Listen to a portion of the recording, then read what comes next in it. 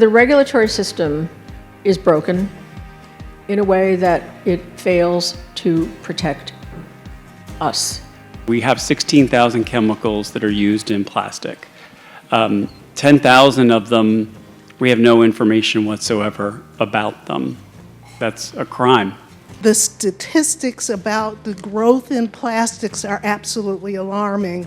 In the next 25 years, there's supposed to be over a 3 times increase in the amount of plastics. And don't think of the little beads, think of the nano and the microplastics, which you do not see. That the industry knew for decades that their chemical was harmful, and they did not tell us. These plastics are very much in demand. In fact, we have, I would say, a plastic addiction.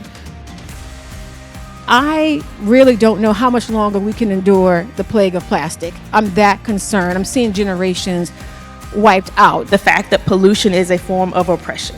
At this point, I was, I think, pregnant at this point. So, of course, I was concerned about what was happening to this landscape where I wanted my child to be able to roam and play.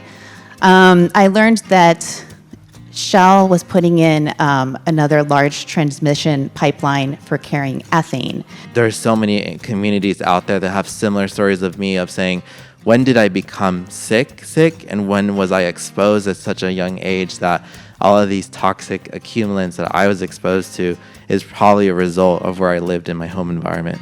When you think about plastics, even from their production to their disposal, every step of the way, there are pollutants being emitted. We say it's like we're living inside a petrochemical facility.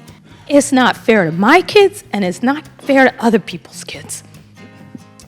I wish I had it in me to just up and move. I don't. The fight, that's the fight. That's what activism is. You're fighting for your lives.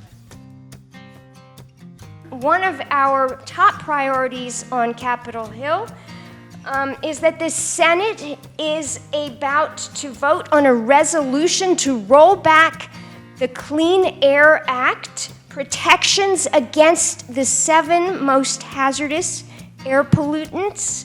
The measure would enable 1,900 chemical manufacturers, refineries, and other heavy polluters to turn off their pollution controls forever.